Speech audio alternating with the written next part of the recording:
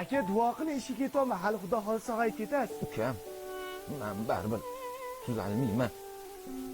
Ey Alloh, akamga o'zing shifo ber. Najdorli bo'lsa berib yuboring.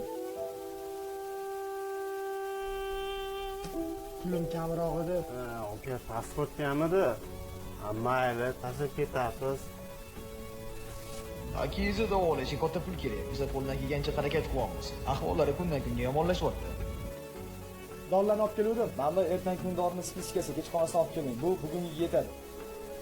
Og'ayni, tash mashina olib qolmasak bo'lmaydi. Akamni dog'lariga ham pul qolmadi. Menga qara, o'zi qarzim bor. Bo'lmasa ma'mini olganda rozi bo'lgin. Sizlar qo'limizdan kelguncha harakat qilyapmiz. Akangizni o'zlari ham hayotga intilishlari kerak. Endi nima qilaman? Allohim o'zing yo'l ko'rsat. Ha, Xmet degan onlayn klinika. Hammasi chet eldan kelgan mutaxassislar. Ha, Epistoldan ham, Primarketdan ham sinovga qilsang bo'ladi. Hozir ko'chirib olgin. Mamizani ish qaping. Aka, aytilgan puldan kam emasmi bu yerda? Aytilgan vaqtda ish bajarilgani yo'q. Berayotganimga shukr qil. Hammasi chet eldan kelgan mutaxassislar. Aka, joy ancha yaxshi bo'lib qoldingiz-a? Ukam, sen ham men uchun boringni berding-a? Nima deganingiz, aka, siz uchun jonimni beraman. Gilamiz baxtimga sog' bo'lsangiz bo'ldi. Ketib aylanib kelamiz. ukam jonim ukam, mani mehribonim ukam.